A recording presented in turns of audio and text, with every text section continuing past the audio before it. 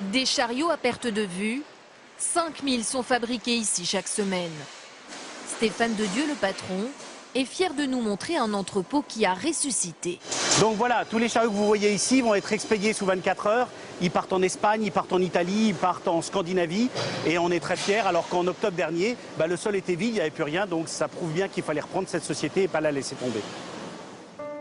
Car la société a failli mettre la clé sous la porte à 2 reprises.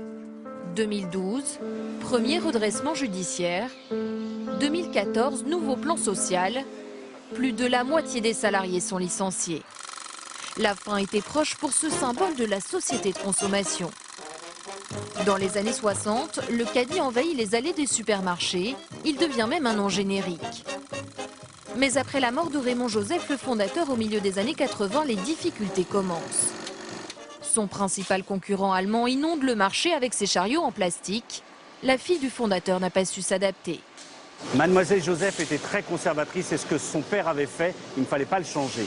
Donc elle ne voulait pas que le chariot change d'un iota. Or, les consommateurs voulaient des chariots plus maniables, plus légers. Vous voyez que celui-ci, on peut presque le soulever d'une main, chose qui n'était pas possible de faire avec l'ancien. Depuis le rachat de la société l'année dernière, le patron a lancé de nouveaux modèles plus adaptés à la demande, investi dans de nouvelles machines comme celle-ci pour améliorer la productivité, mais aussi licencié près de 300 salariés. Michel Sigula, 20 ans d'entreprise, a vu de nombreux collègues perdre leur emploi. Moi, je ne l'ai jamais quitté, j'ai survécu fort heureusement à tous les plans sociaux, mais bon, tout le monde n'a pas eu cette chance-là. Ça a été difficile? Ça a été très difficile pour tout le monde d'ailleurs, ceux qui sont restés et pour ceux qui sont partis.